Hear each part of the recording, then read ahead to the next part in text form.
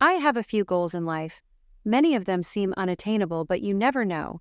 I want to have $1 million. Who doesn't? Actually, I can answer that. Bill Gates would probably consider $1 million to be quite a come down. But for most of us, 1,000,000 smackers would make for a fine evening out. Another desire of mine is to ride in the space shuttle. I always imagine that doing that would be a bit like the tilt-a-whirl on steroids. Of course, I would never eat spaghetti before I got on board. That is a lesson I learned from the TAW. My greatest wish, and of the 3 listed here, the seeming least attainable, is to understand Judgipoo. After today, I think my goal is further away than ever. Here's what happened. I got to court a few minutes early. My client arrived, her husband didn't, and we had her final hearing. Judgipoo was calm, even pleasant for him, so I wasn't prepared for the storm. My divorce client left, and my next case settled in. The parties had discussed their dispute while they were waiting, and after asking a few questions, I was almost ready to put their agreement on the record. I say almost, because there was one little matter I had to settle for them, and that was how much child support was still owed. My secretary Radar and the prosecutor's office were working together to do the math. I went into the court's offices to call Radar to see if the calculations were done. She said she was on her way uptown, and that a representative from the prosecutor's office would also be joining us. They had reached a figure, which may not have been exact, because of changes in state law which took place after the support order in question was entered.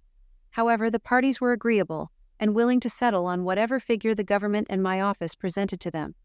It is important to get the state's approval of a child support arrearage amount when they are involved, because failure to do so can have unpleasant effects on a client's tax return, so I was content that all was right with the world once the government was on board. Judgipoo flung himself into the courtroom, slammed his file down, and said at the top of his lungs, "Your staff doesn't have the right to ask my staff to make child support calculations for you." I told him I didn't know what the ahem he was talking about, for the very good reason that I didn't know what the ahem he was talking about. When I was able to piece things together, I understood the chronology of the event, but I still don't know what Judgipoo was talking about. Radar had been on the phone with the prosecutor's office most of the morning. They had the calculations figured out, except for one number and one date. The prosecutor's rep was going to go to the clerk's office to get the information. Radar told her that since the case was coming up, the file was probably already in the judge's office. "I'll just call and have Judgipoo's secretary give me the information," she volunteered. I was on my way up to court at that moment and unaware of anything but the fact that Radar and the prosecutor's office were working on the calculations, which were made difficult because, 1, the law had changed, and 2, they were having trouble figuring out the math because they needed another number and date from 3, the file that was already up in Judgipoo's office. Looking up the information in question took all of 30 seconds, and Judgipoo's secretary didn't seem especially put out when she was asked for help. Judgipoo never hesitated to spend hours lecturing people about their lives, their maturity level, and even their manners if he thinks they could stand improvement.